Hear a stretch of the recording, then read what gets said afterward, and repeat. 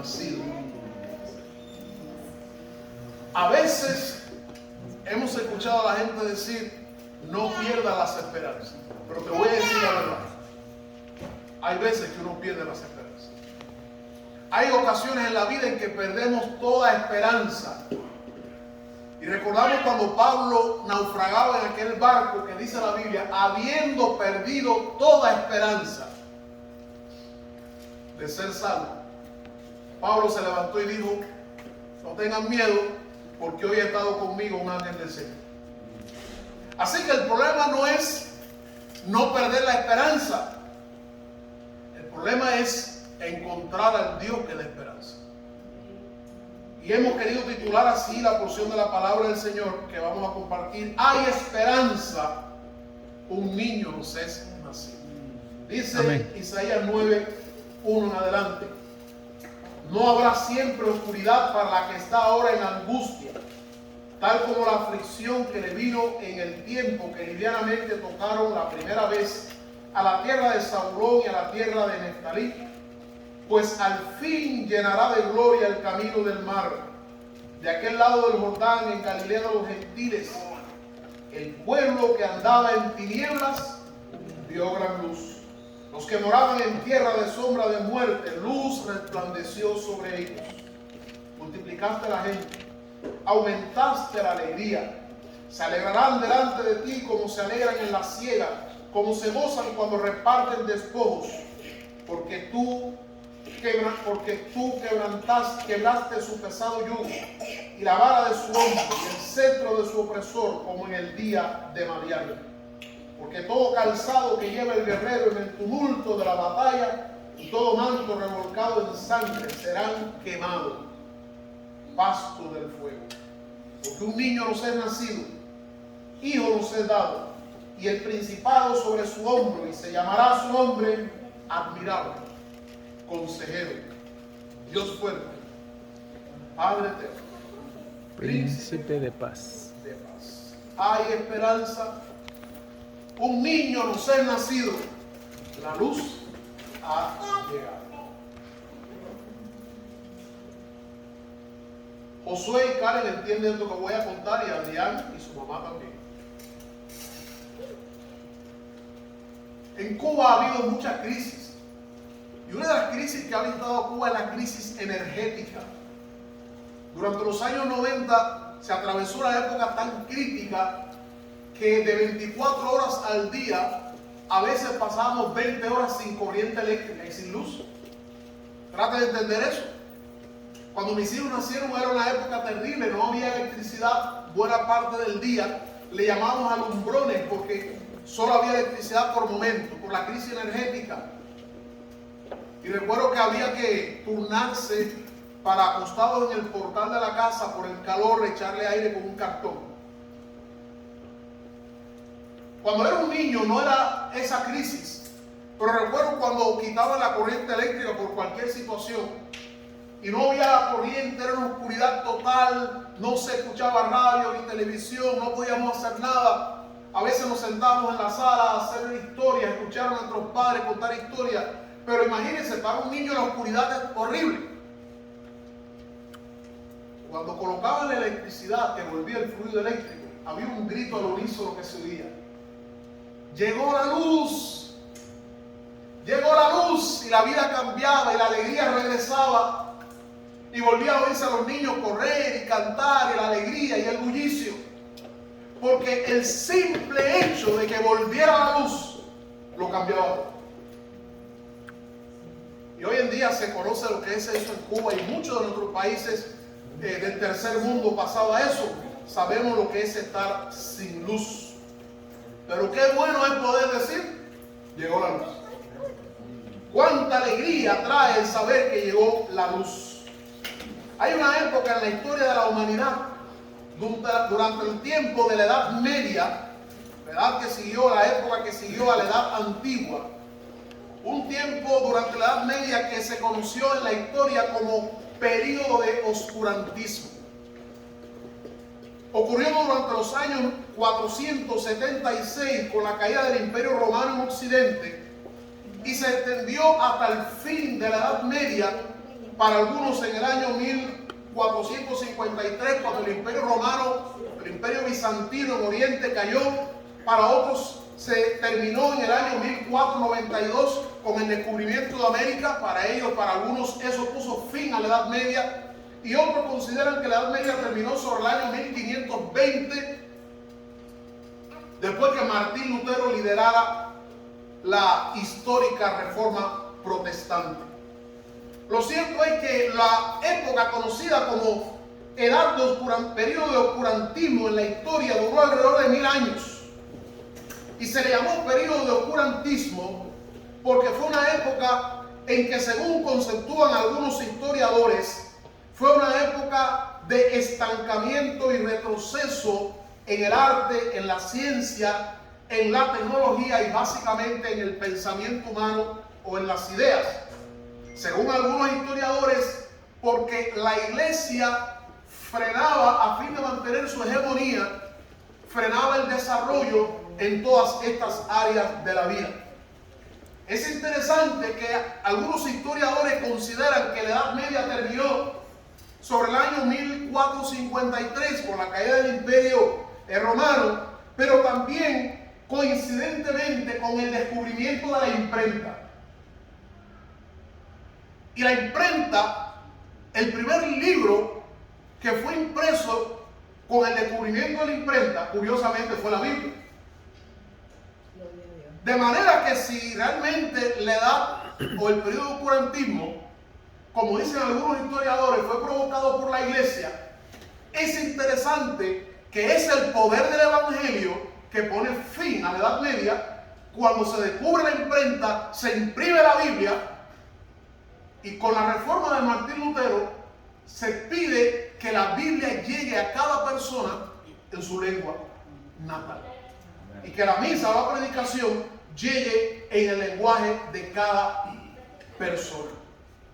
Este periodo, repito, se conoce como periodo de oscurantismo, edad de oscurantismo en la historia. Y fue realmente un periodo bastante triste, de culto a la ignorancia, de atrasos, de detenimiento en la evolución.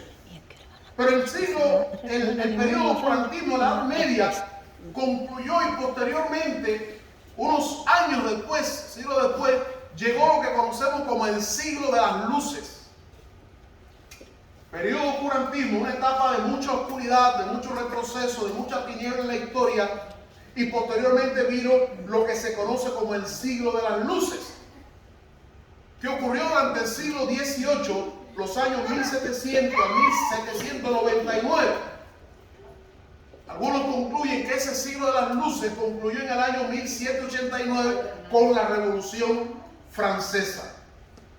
Durante ese tiempo, o siglo de las luces, siglo XVIII, hubo una mentalidad que hizo de la ciencia y de la razón las verdades incuestionables que permitieron el progreso de la humanidad. Según los historiadores del siglo de las luces, la mentalidad de que la ciencia y de que la razón, un siglo de mucho raciocinio, se convirtieran, según ellos, permitieran el progreso de la humanidad. ¿Qué caracterizó el siglo de las luces, contrario a el periodo de oscurantismo?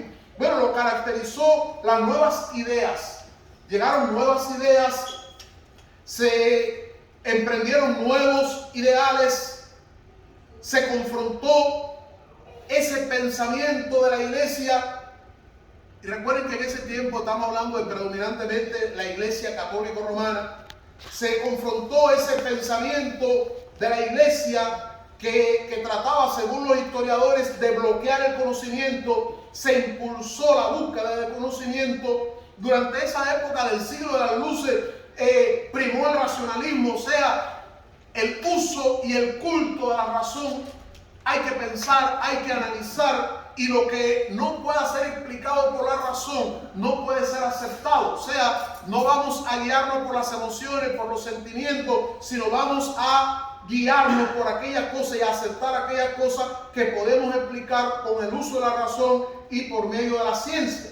Durante ese siglo de las luces también primó, como parte del llamado siglo de las luces, primó la búsqueda de la felicidad como objetivo central de la existencia humana. O sea, el objetivo central por el cual existe el ser humano es la búsqueda y el alcance de la felicidad.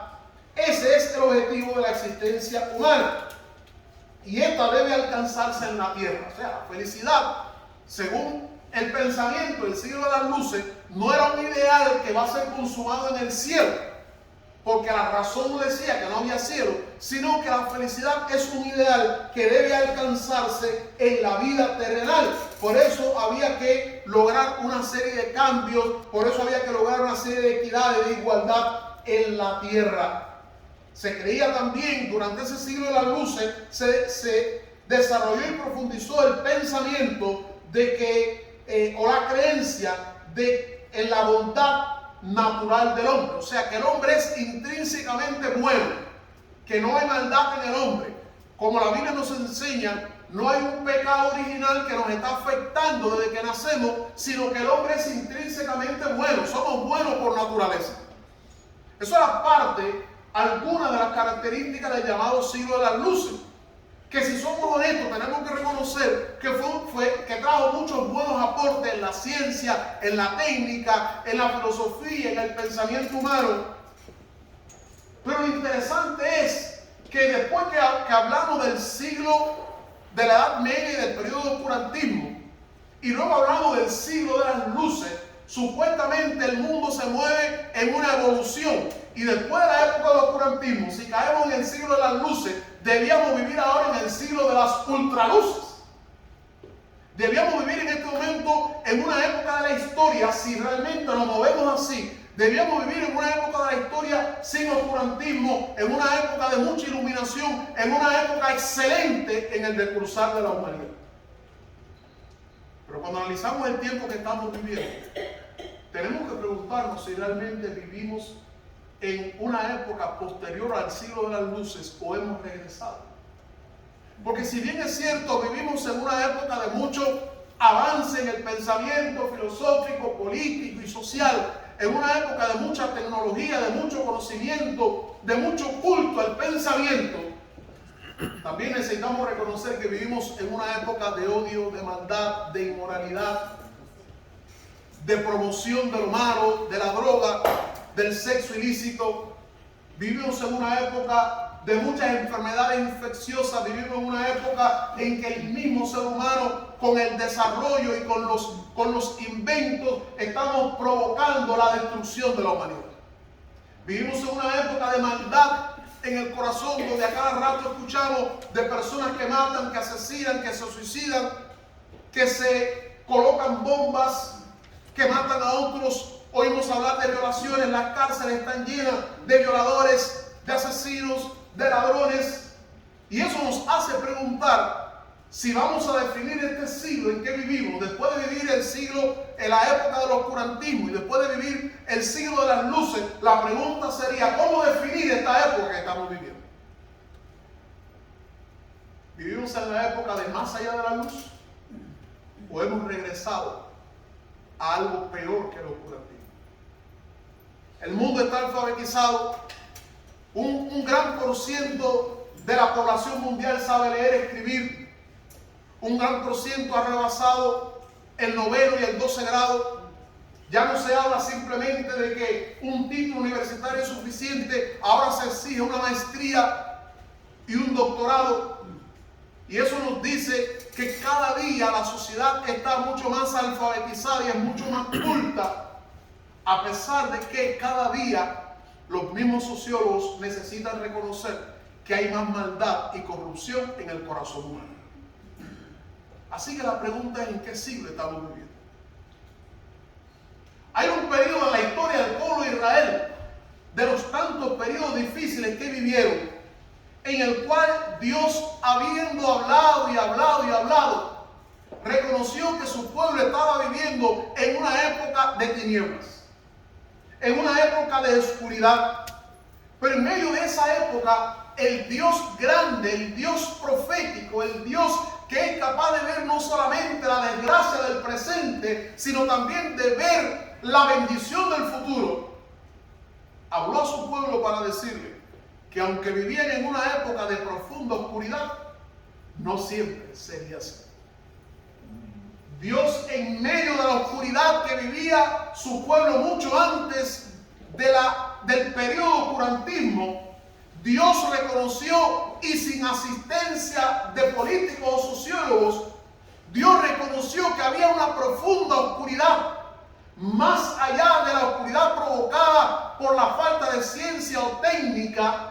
Había una profunda oscuridad sobre la nación, pero que no siempre sería así, porque Dios haría provisión para terminar con esa oscuridad.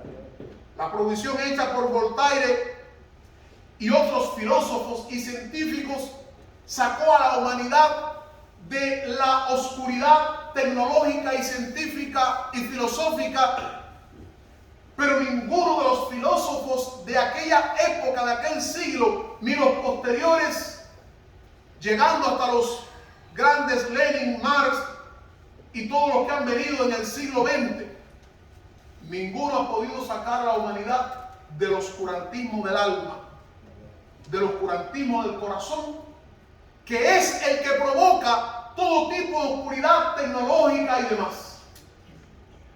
La peor oscuridad del mundo no es la de la tecnología, porque los hombres primitivos, sin descartar la bendición de la tecnología, hubo una época en la historia de la edad antigua en que el hombre no tenía tecnología, pero vivía en paz y más tranquilo. La tecnología nos ha traído una revolución entre los seres humanos que no sabemos cómo terminará, o lo sabemos porque la Biblia lo dice. En Isaías capítulo 9, Dios, hablando por medio del profeta, en el capítulo 9, versículo 1, Dios trae una palabra interesante cuando dice: mas no habrá siempre oscuridad, o dicho de otra manera, sin embargo no habrá siempre oscuridad. Y siempre que nosotros veamos esta palabra más, pero o sin embargo, debemos leer lo que precede para entender por qué se dice, por qué se contrasta estas dos ideas. Pero más, sin embargo, nos contrasta lo que se va a decir con lo dicho anteriormente. Cuando usted dice está lloviendo, pero, es porque vamos a decir una idea que contrasta con la lluvia.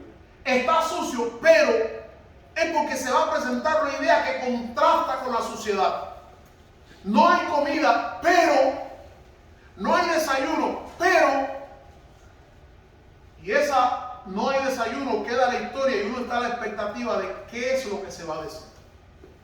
Y en este pasaje, recordando que la Biblia no fue escrita con capítulos, recordando que el versículo 1 del capítulo 9 no relata algo diferente, sino que es continuación. De hecho, en algunas versiones antiguas, en lo que es conocido como el texto masorético, se considera que el versículo 1 del capítulo 9 debía ser el versículo 23 del capítulo anterior. Recuerde que la Biblia no estaba dividida en capítulos ni versículos originalmente. De manera que la idea que se viene desarrollando en los capítulos 7 y 8 tiene continuidad en el capítulo 9. Así que la frase, mas no habrá siempre oscuridad, tiene que ver con lo que se está narrando anteriormente, que es realmente tétrico. Y que cuando usted lo lee y se ubica en el contexto, se da cuenta que no puede terminar ahí. Se necesita algo que nos saque de ahí. ¿Qué estaba pasando?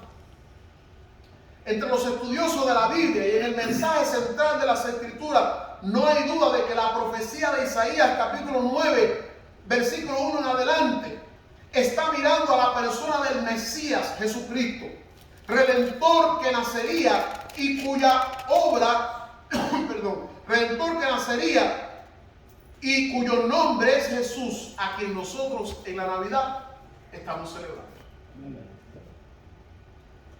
De manera que cuando Dios está diciendo no habrá siempre oscuridad, Dios no está pensando en que haya una solución en la crisis energética. Dios no está pensando en que aparezca personas que traigan una revolución social. Cuando Dios está diciendo no habrá siempre oscuridad, Dios está pensando en alguien que iba a nacer. Y que cuando esa persona naciera, traería una esperanza y traería una nueva oportunidad que haría que el pueblo que hoy está en tinieblas y que cualquier persona que vive en las tinieblas encuentre luz y el sol de justicia le pueda nacer. Para entender esta poderosa profecía necesitamos entender lo que estaba ocurriendo en esa época. Vayamos al capítulo número 7 y entendamos dos cosas que quiero compartirles. Primero, la gran oscuridad que se avecinaba sobre Judea. El pasaje nos habla de la gran oscuridad que se avecinaba sobre Judea. El capítulo 7, versículos 10 en adelante, nos está hablando de algo muy interesante. Dice así, Dios hablando a través del profeta Isaías dice: habló también Jehová a Acaz diciendo, Dios está hablando por medio del profeta, pide para ti señal de Jehová tu Dios, demandando allá sea de abajo en lo profundo, de arriba en lo alto. Y respondió Acaz, no pediré ni tentaré a Jehová. ¿Qué estaba pasando?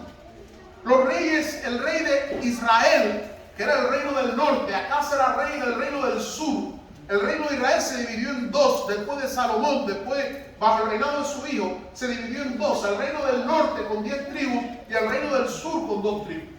El reino del norte tenía su capital en Samaria, era conocido como Israel y su capital era Samaria. Y el reino del sur, formado por 2 tribus, su capital era Jerusalén y era conocido como Judea.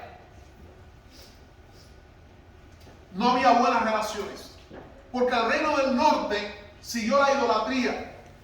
Y en un momento de la historia, el rey de Israel o el reino del norte, cuya capital era Samaria, convocó al rey de Asiria, cuya capital era de Siria, cuya capital era Damasco, y decidieron ellos dos hacer una alianza e ir a luchar contra el rey de Judá. Eso lo encontramos en el capítulo 7, dice el versículo 2: aconteció en los días de Acaz, hijo de Jotam, hijo de Uzía, rey de Judá, que Rezín, rey de Siria, y Peca, hijo de Remalía, rey de Israel, subieron contra Jerusalén para combatirla, pero no la pudieron tomar.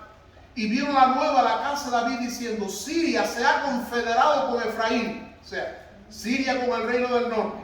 Y se estremeció el corazón y el corazón de su pueblo, como se estremecen los árboles. El rey del norte de Israel se confederó o alió con el rey de Siria para entre ambos hacer guerra contra Judá, contra Jerusalén, por el hecho de que este rey de Judá no quiso unirse a ellos para combatir a Asiria. Molesto con esa decisión, decidieron unirse al rey de Siria, no a Siria, sino Siria, y el de Israel, para pelear contra él. Y cuando el rey de Siria, perdón, de Judá, el rey de Judá, de la tribu del sur, se enteró de que ellos venían contra él, dice la Biblia que temblaron, se estremecieron. En otras palabras, sintió miedo, porque venían 2 pueblos mayores y más capaces que él para luchar contra él y lo iban a destruir. Él sintió miedo. Así que Dios le dijo a Isaías: ve y habla al rey de Judá y dile, va a pasar esto. Pero quiero que le digas otra cosa. Escuche, hermano, es importante escuchar los vientos de las noticias que ocurren a nuestro alrededor. Es importante la televisión, el periódico y el internet para oír lo que el mundo está haciendo y lo que va a pasar. Pero es importante escuchar a Dios. Porque si escuchamos solo la noticia, terminaremos nosotros en un psiquiátrico. Terminaremos vueltos locos, porque las noticias del mundo solo traen ansiedad, preocupación. La noticia de que no hemos vencido al COVID y ya llegó el Omicron. Las noticias de que no se ha arreglado la paz en un lugar y hay un ambiente de guerra. Las noticias de las bandas, las noticias de tantas enfermedades. Hay que oír eso, porque esas noticias nos están diciendo que Cristo viene. Que el tiempo del fin está llegando. Pero aunque escuchemos esas noticias atemorizantes, necesitamos oír a Dios. Porque en medio de esta crisis crisis, el único que puede traer paz a nuestra vida es Dios. Amén. A través de la confianza en Él. Dice el versículo 3 del capítulo 7. Entonces dijo Jehová a Isaías: sal ahora al encuentro de Acaz, tú y tu hijo Sear-Jashub. Sear-Jashub significa el remanente volverá. Ay, aleluya. Amén. De manera que le va a venir una cosa grande, pero Dios le dice a Isaías: ve, pero llévate a tu hijo. ¿Cómo se llama tu hijo? Para nosotros ese es el nombre, pero en el lenguaje aquel, el hijo se llama el remanente volverá. Así que ve a dónde está el rey y tú, y cada vez que el rey mira a tu hijo, será un recordatorio de que el remanente volverá. Eso es lo que yo quiero que se quede en su cabeza. Y cuando te encuentres al rey, dile, verso 4, guarda y repósate. No temas ni se turbe tu corazón a causa de estos dos cabos de tizón que humean. ¿Sabe qué quiere decir cabo de tizón que humean? Es un palo que se le prendió fuego y que se está acabando. Están encendidos, pero le queda poco tiempo. Unos años después, Damasco cayó bajo Asiria y el reino del norte cayó. Realmente le quedaba poco tiempo. Él no lo sabía, pero Dios sí lo sabe. Amén. Por eso hay que oír a Dios. Y Dios le está diciendo: no tengan miedo por estos dos cabezones cuyo tiempo está por acabarse. Y le dice Dios al rey: escuchen, hermano, escuchen el rey cómo estaba. Cuando oyó la noticia, cómo estaban las piernas. Dice la Biblia como los árboles estremecidos. Pero Dios le dice: guarda y repósate. En otras palabras, estate tranquilo. No te desesperes, confía. Dice el verso 5: ha acordado el maligno consejo contra ti en Sirio, diciendo, etcétera, etcétera, etcétera. Y después que Dios le dice todo eso, en esencia, dos cosas le está diciendo: quiero que estés tranquilo y no busques ayuda en nadie, porque guarda y repósate es eso. Estate tranquilo y no busques ayuda, confía en mí. En medio de esa experiencia, Isaías llega y le habla, y después que termina de hablar le dice: pide una prueba, pide una señal de que esto que Dios te ha dicho va a ser así. Y el rey, muy espiritual, la pseudo espiritualidad es señal peligrosa. Cuando una persona parece muy espiritual, téngale miedo y cuídese. Porque una cosa es la espiritualidad, que es caracterizada por la humildad, que es caracterizada por la obediencia, que es caracterizada por el amor devoto a Dios, que es caracterizada por el temor de la palabra. Y otra cosa es la pseudo espiritualidad, que proviene de un corazón vacío, pero una vida de apariencia. Los fariseos eran pseudo espirituales, pero eran vacíos por dentro. La espiritualidad no se finge ni se actúa, la espiritualidad fluye. El que ama, eso le sale de dentro. El que finge el amor es porque no tiene. Y el que finge el espiritual, oh hermano, yo quiero. Eso es peligroso. Eso es peligroso. Porque la espiritualidad fluye de una manera que usted lo puede sentir. Dice la Biblia que el rey le dijo: yo no voy a, versículo 12, no pediré ni tentaré a Jehová. Y luego voy a explicarle por qué esa respuesta. La gran oscuridad que se avecinaba sobre Judea. ¿Cuál era la causa de lo que le venía? Cuando usted lee esa porción, pero lee luego el capítulo, el resto del capítulo 7 y el 8, se va a dar cuenta de una descripción que voy a ver más adelante. Cómo se describe que vendrá la abeja, cómo se describe que la tierra quedará desierta, que no producirá. Lo que le venía encima en una situación crítica. Dios promete llevar a su pueblo a una tierra próspera, y de buena primera Dios le está diciendo: lo que le viene a esta tierra es terrible. Ahora, ¿cuál era la causa de este periodo que le venía ahí? La causa la encontramos más adelante. Y hay varias cosas que compartir. En primer lugar, la idolatría de la nación. Nada Dios ha aborrecido en la historia tanto como la idolatría. La idolatría era el abandono de Dios y el abandono de su ley por el culto a otros seres creados el culto a otros dioses, el culto a las estrellas. En el libro de Jeremías, capítulo 2, Dios dice así, verso 15: 2 males ha hecho mi pueblo, me abandonaron a mí, fuente de agua viva, y cavaron para sí cisternas vacías, rotas, que no retienen agua. Dios está diciendo, el pueblo me ha abandonado a mí, el Dios verdadero, y ha ido a buscar a dioses falsos. Y ese problema de la idolatría fue algo que Dios aborreció tanto, que provocó, fue una de las grandes razones por las cuales Dios permitió que el pueblo fuera llevado al cautiverio y viviera en el exilio por muchos años. Otra de las causas del período de tinieblas que le venía era que Acaz, como rey de Judá, confiaba más en el poder humano y en la alianza estratégica con Asiria que en el mismo Dios. ¿Recuerdan lo que le dije del siglo de las luces? Había tanta confianza en el ser humano y en la razón que lo espiritual dejó de tener sentido, y hasta hoy se está arrastrando eso. Dice la Biblia en el libro de Segunda de Reyes, capítulo 16, versículo, Segunda de Reyes, capítulo 16, en el versículo 7 al 9, hablando de lo que hizo Acaz, porque no se narra aquí, se narra allí. Capítulo 16, versos 7 al 9, dice la Biblia así: entonces Acaz, eso fue cuando se enteró que venía el rey de Siria y el rey de Israel contra él, dice, Acaz envió embajadores a Tiglat-Pileser, rey de Asiria, diciendo, escucha esto, hermano, qué vergüenza, yo soy tu siervo. Tú eres siervo de Dios, porque el que te puso a reinar fue Dios. Yo soy tu siervo y tu hijo.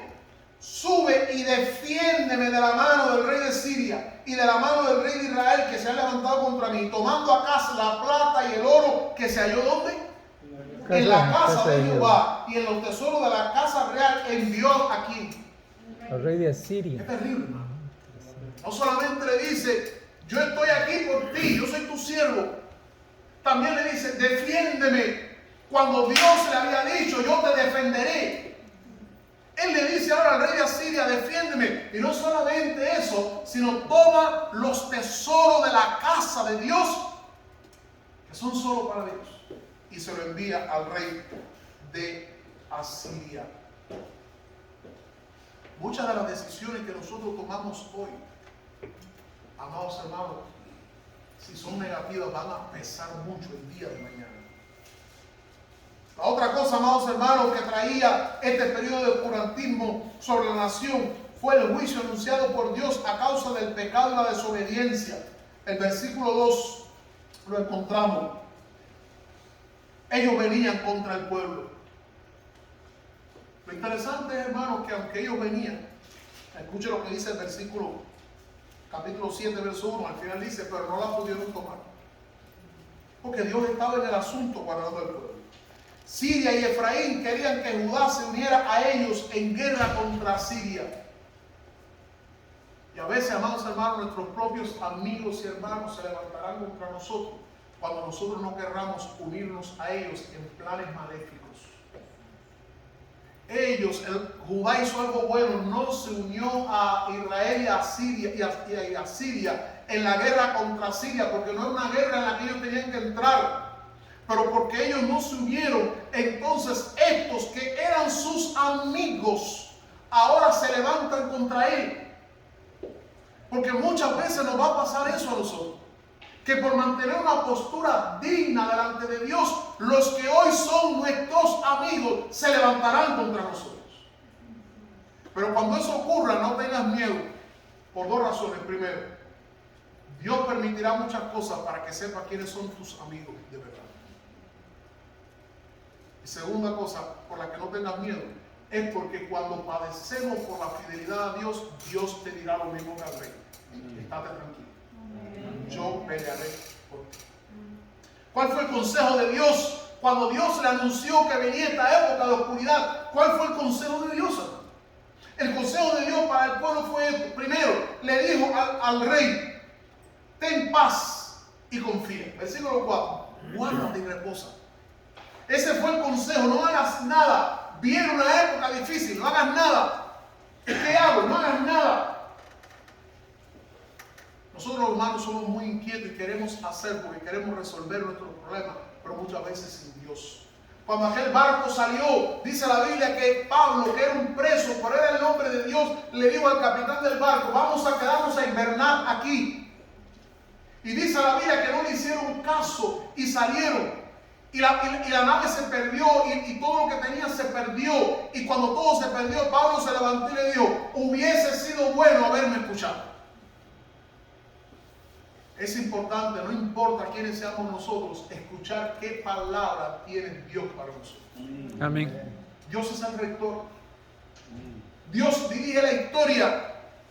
Y el hecho de que estén aconteciendo muchas cosas porque el Dios soberano permite que ocurran bajo ninguna circunstancia significa que Dios ha perdido el control. Tu enfermedad, la muerte de un familiar, las cosas que nos han salido mal, no significa Dios perdió el control. Dios sigue siendo Dios soberano. Amén. Y podemos confiar en Él plenamente. No importa lo que pase. Si el cielo y la tierra pueden pasar, pero la palabra que el Señor ha dado no pasará jamás. Amén. Y esas fueron las palabras de Pablo. Hubiera sido bueno escucharme a mí. ¿Para qué Dios le dijo al pueblo? ¿Cuál fue el consejo de Dios? Y qué maravilla, hermano. Muchas veces Dios nos da el mismo consejo: ten paz y estate tranquilo. Hay momentos que estamos desesperados, que queremos tomar la justicia por nuestras manos. Hay momentos en que queremos tomar el control, queremos demandar, queremos hacer, y suéltame que yo voy. Pero Dios nos está diciendo: espera en mí. Y la fe se evidencia no siempre en las acciones que tomamos, sino en saber esperar. Hay veces que la fe nos dice: muévete. Pero a veces la fe nos dice: deja que Dios actúe. Necesitamos movernos en fe nosotros en la vida y esperar en Dios. Eso es lo que Dios ha dicho siempre. Fue lo que le dijo a Josué: no hagan nada en Jericó, yo lo haré. Fue lo que Dios le dijo a Samuel. Fue lo que Dios le dijo al rey David. Es lo que Dios muchas veces ha hecho. Dejen a Dios. Dejemos que Dios haga las cosas. Ese fue el primer consejo. El segundo consejo fue: no busquen ayuda en nadie. Gloria al Señor. Dios no comparte su gloria. Y cuando Dios pide que no busques ayuda, no es porque Dios sea celoso de que tú no busques ayuda en otra persona. Es porque Dios nos está evitando un paso mal dado y que perdamos tiempo. Porque si Dios te dice que no busques ayuda, es porque Él sabe que tu ayuda no vendrá de ningún lado más que de parte de Él. Él es nuestra ayuda. Y cuando Dios dice: espera en mí, tú puedes estar seguro que si no esperas y buscas ayuda en otro lado, te va a ir mal. Por eso Dios nos dice muchas veces: espera en mí. Señor, podemos hacer una gestión, espera en mí. Yo quiero hacer una gestión. Bueno, hazla. Señor, ¿y por qué me está pasando esto? Por hacer la gestión. Porque debimos esperar en Él en todo tiempo. Otro consejo que Dios le dio fue al rey: pide señal. Lo que yo te estoy diciendo es claro, es real, pero es difícil de creer. Hay momentos que Dios te da una palabra que es difícil de aceptar, porque la mente humana hay cosas que no acepta, hay cosas que no procesa. Y Dios le está hablando al rey y le está diciendo: viene contra ti, mira, pero aunque es difícil de creer, pide una señal. Que yo te voy a dar señal para que tú veas que lo que te he dicho es real. ¿Te recuerdas cuando venían los de Moab contra Josafat? Y Josafat no sabía qué hacer y se quedó de rodillas, comenzó a orar, segunda de Crónicas 20, y clamó a Dios y le dijo: Señor, no sabemos qué hacer, pero a ti volvemos nuestros ojos. Y Dios le mandó un profeta, y el profeta le habló y le dijo: mira, esta guerra no de ustedes, es de Dios, no habrá tiempo para que hagan nada. Lo único que tienen que hacer mañana es comiencen a alabar al Señor. Cuando el pueblo comenzó a alabar, Dios estaba obrando. Dios no obró porque ellos alabaron. Dios iba a obrar. ¿Qué tenían que hacer ellos? Alabar al Señor. Y Dios le dice al rey: pide una señal. Acá le dice: no voy a pedir señal.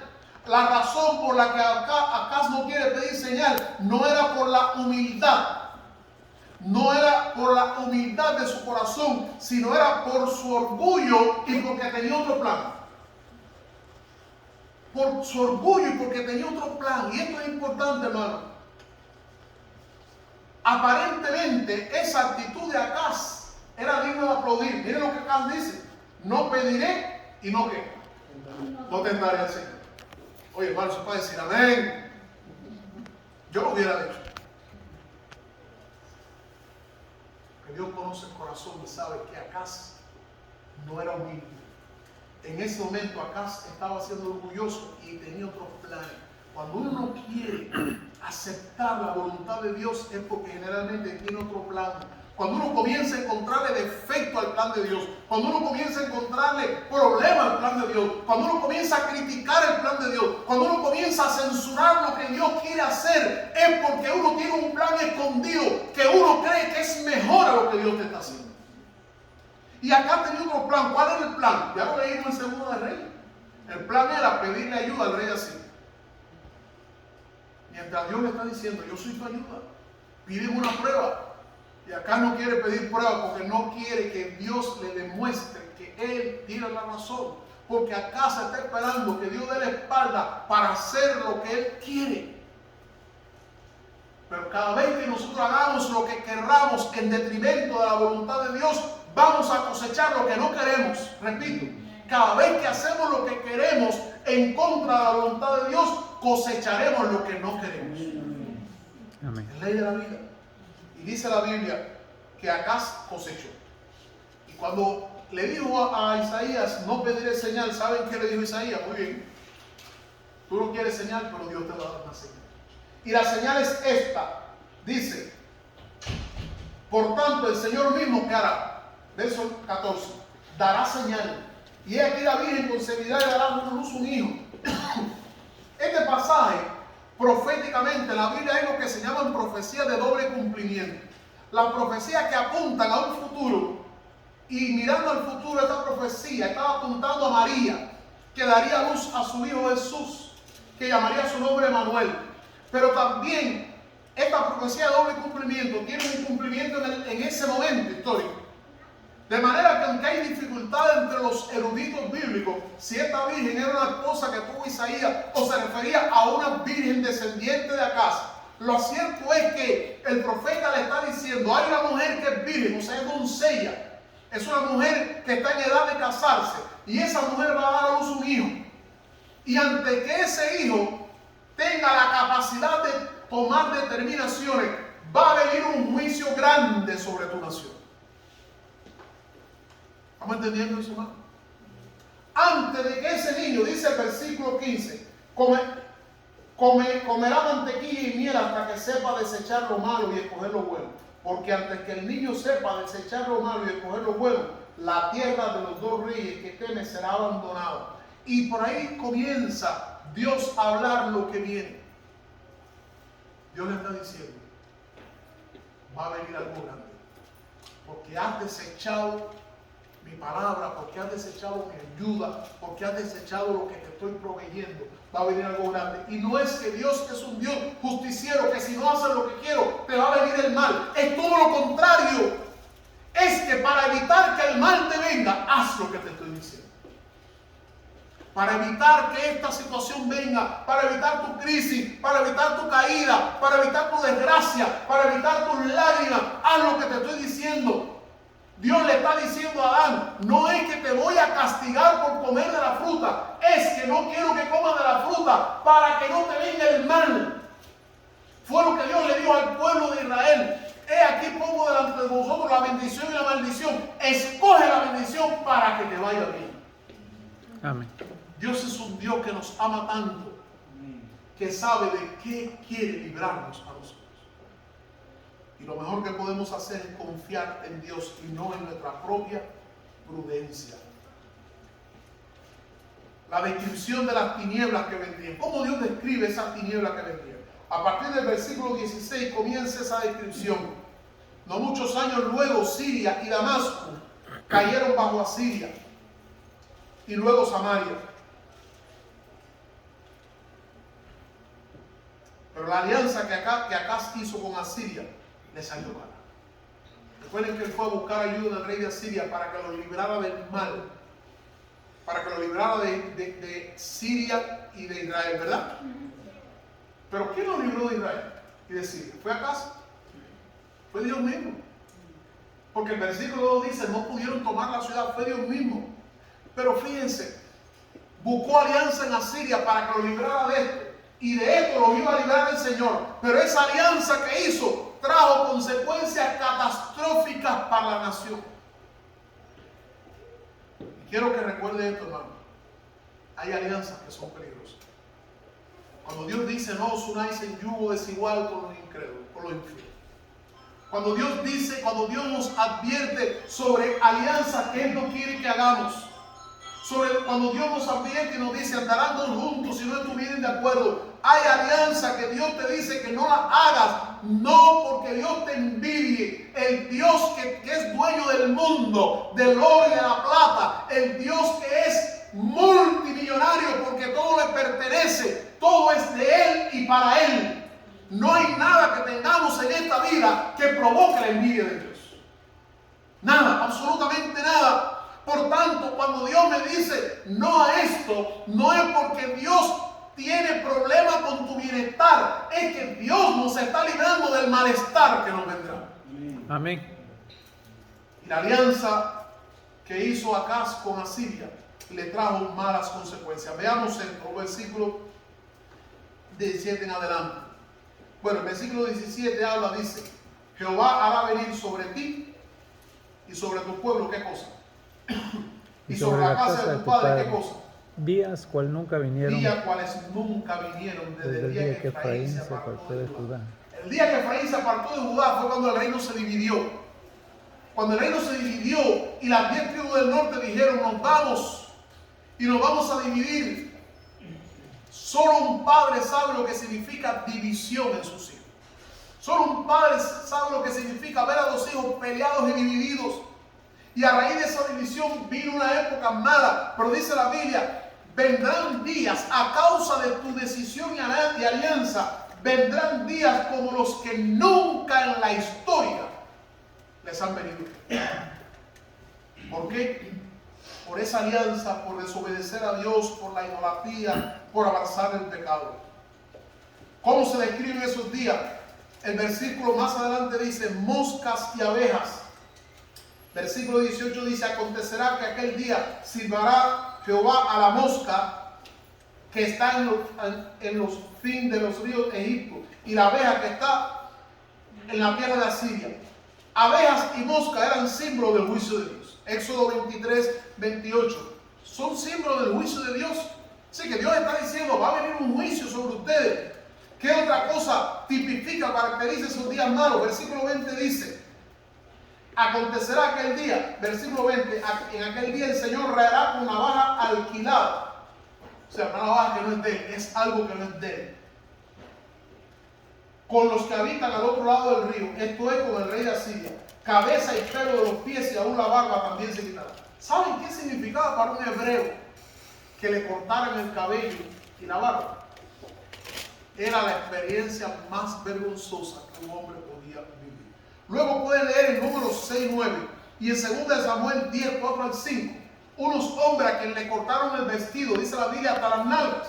Le cortaron los vestidos y dice la Biblia que le cortaron también la barba. Y a estos hombres les fue prohibido entrar al campamento hasta que la barba le volvió a crecer. ¿Por qué? Porque era vergonzoso para un hombre cortarse la barba y cortarse el cabello. De manera que Dios le está diciendo, van a venir días de vergüenza para ustedes. No sé si usted puede entender lo que Dios dice que viene. Días como nunca, días de vergüenza, días de confusión, días de juicio. La tierra que ellos vivían se llamaba tierra prometida, le llamaron tierra prometida. Pero la tierra quedaría en tal nivel de pobreza, amados hermanos. Dice la Biblia en el versículo 25, y a todos los montes que se cavaban con asado, con un asadón simple, no llegarán allá por el temor de los espinos y de los cardos, sino que serán para pasto de bueyes y para ser hollados por los ganados. ¿Sabes lo que está diciendo? La tierra que tú arabas con un asadón simple, ahora no te va a producir nada, va a estar lleno de espinos, de malas hierbas. En otras palabras, no va a fructificar. Qué terrible cuadro de programación que dependía de la agricultura. para una nación que dependía de la tierra. Dios está diciendo, van a venirle días duros. Van a venirle días duros por la desobediencia y por el pecado.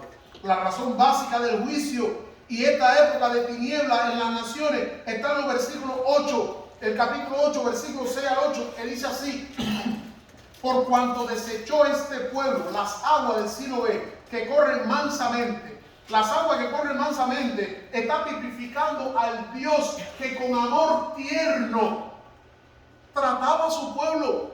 Dios trató a su pueblo con ternura, con misericordia, con bondad. Cuando nos damos cuenta cómo Dios habla a su pueblo, cómo Dios los trata, Dios siempre lo trató con bondad, con ternura, con misericordia, con amor y con cariño.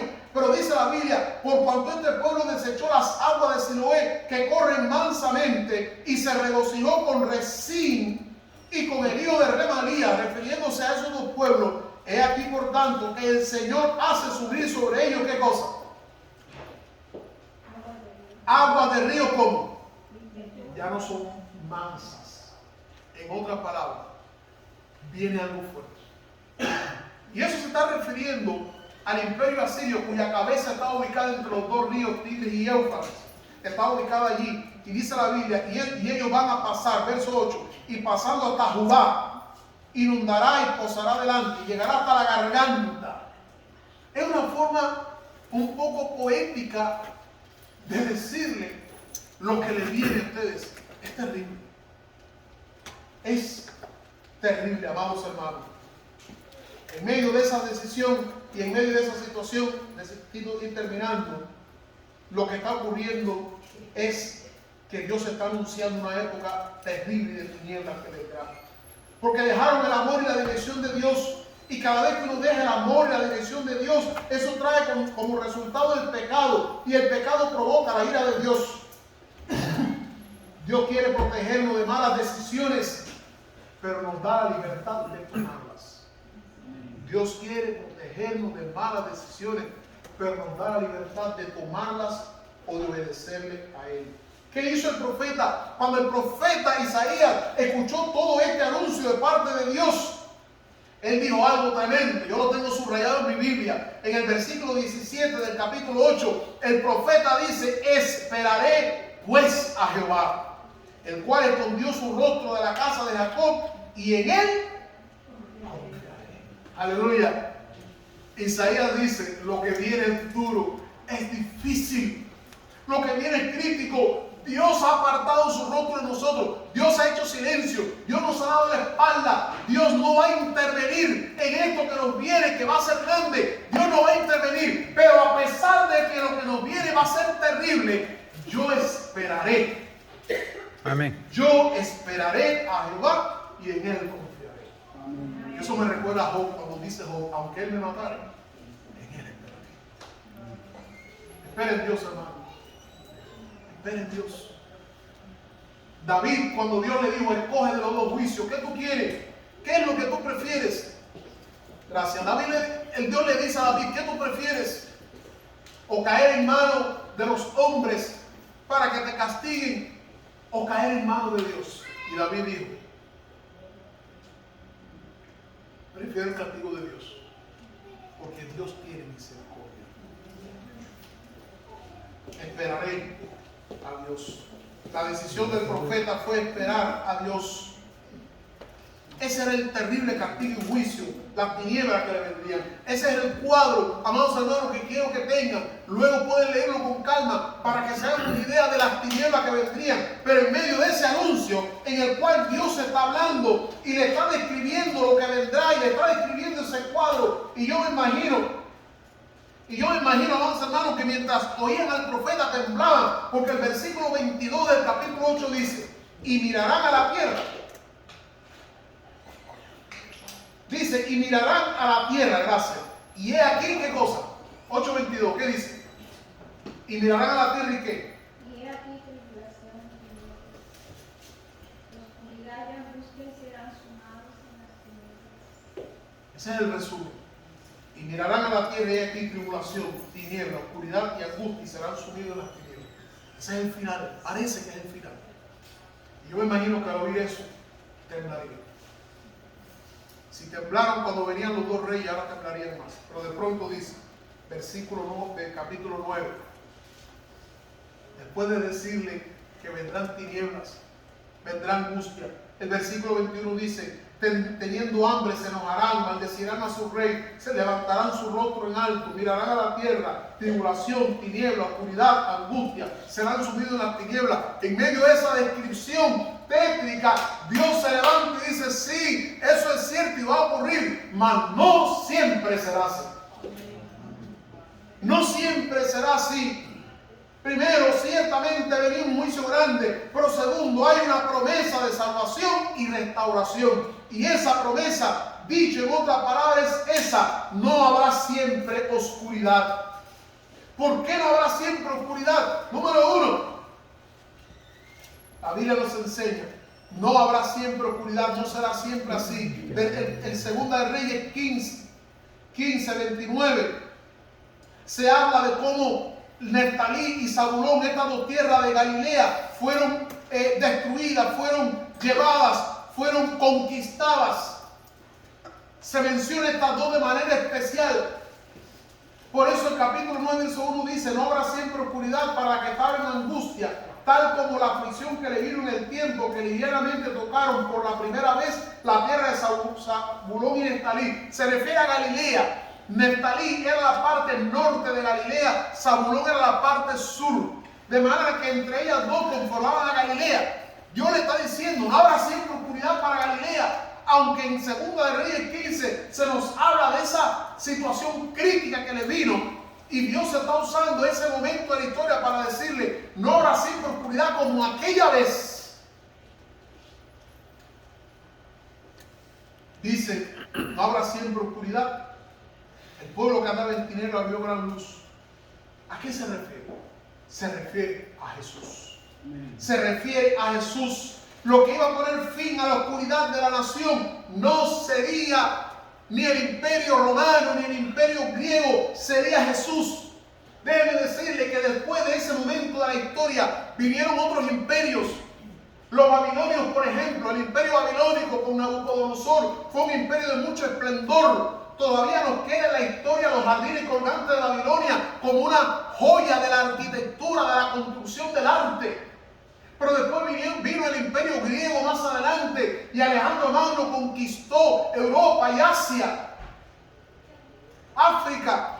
Alejandro Magno hizo mucha conquista. Donde quiera que el imperio griego llegaba, conquistaba culturalmente. La historia está plagada de los grandes aportes de los griegos a la cultura, pero ni el arte babilónico, ni la cultura griega, ni las leyes romanas, que fue el imperio que vino después, ninguno de ellos, ni el arte babilónico, ni la cultura griega, ni las leyes romanas sacaron a Galilea de la oscuridad en que estaba. Aleluya. Porque no son los imperios los que sacan a las sociedades de la esclavitud, de la ignorancia. No son los imperios humanos los que resuelven los problemas del alma y espirituales de las naciones. Tuvo que venir Jesucristo. Tuvo que ser enviado el Hijo de Dios. Dios se hizo hombre y habitó entre nosotros, dice la Biblia, y vimos su gloria. Amén. Jesús vivió y ministró en Galilea. Jesús trabajó en Galilea. Mucha parte de su ministerio se desarrolló en Galilea. En Juan capítulo 1, versos 6 al 8, habla de esa luz que vino al mundo. Juan dijo, yo no soy la luz. Yo no soy la luz. Yo doy testimonio de la luz. En Juan 3, 16, del 19 al 21, Jesús dice que Él es la luz. Y Él ha venido para que nadie ande en tinieblas. Él es la luz del mundo. Él ha venido a traer salvación. Él ha venido a sacarnos de las tinieblas. Cuando éramos niños, cada vez que venía la corriente decíamos, llega la luz. Pero se iba después a los pocos días. Y volvíamos a las tinieblas. Pero cuando Cristo viene a una vida, Él nos saca de las tinieblas para siempre. Amén. Él es la luz del mundo. Él es la luz de la vida. Él aleja toda oscuridad. En Juan 12, 35, 46, Jesús dice, yo soy la luz del mundo. El que me sigue no andará en tinieblas jamás. ¿Qué Dios le promete a Galilea a raíz de la llegada del Mesías? Dice el versículo 9, el versículo 12, el pueblo que andaba en tinieblas vio gran luz. Una de las cosas que pasó, el versículo 3 dice, multiplicaste a la gente, aumentaste la alegría. Muchos de los galileos fueron llevados cautivos. Dice la Biblia, ahora la gente será multiplicada. Galilea vivió en una situación crítica porque la región se volvió sombría, no había alegría por el pasado y lo que había ocurrido. Pero dice la Biblia, Él multiplicaría la alegría. La razón, amados hermanos, básica por la cual no habría siempre oscuridad, la tenemos en el versículo 6. Dice el profeta, porque un niño nos es nacido, hijo nos es dado. ¿Qué es lo que alejó las tinieblas? Jesús. ¿Qué celebramos en este tiempo? La llegada de la luz al mundo. Ni el renacimiento, ni el despuntar de la ciencia, ni el desarrollo de la filosofía, ni las nuevas corrientes políticas humanistas, ni el desarrollo de la medicina trayendo esperanza a muchos enfermos, ha podido sacar la oscuridad, las tinieblas que habitan en el corazón humano. El mundo, aunque vivamos posteriores al siglo de las luces, y aunque vivamos en el disfrute del desarrollo de la ciencia y la tecnología, y aunque vivamos en una época de mucho avance en la sociedad, necesitamos reconocer que la maldad y la tiniebla y el pecado en el corazón humano sigue como antes y peor aún. Necesitamos reconocer, como decían los sociólogos, que la gente está obstinada porque no encuentra solución. Y muchos apelan al suicidio, a las drogas como una alternativa para encontrar sentido a una existencia que puede definirse como oscuridad y tinieblas internas. ¿Hará falta otra revolución científica para sacar al ser humano de esa soledad y estas tinieblas? No. ¿Hará falta más desarrollo de la ciencia? ¿Hará falta, ahora la NASA acaba de lanzar el telescopio más grande de la historia? ¿Seremos capaces los seres humanos de ver lo nunca visto? Pero aún así, mirando a lo lejos, no podemos ver que la luz llegó al mundo en Cristo Jesús. Amén. La alternativa de Dios para el mundo no está en los imperios ni en la ciencia. La alternativa de Dios para el corazón humano está en Cristo Jesús. Amén. Vamos a ponernos en pie. Vamos a dar gracias a Dios por Jesús.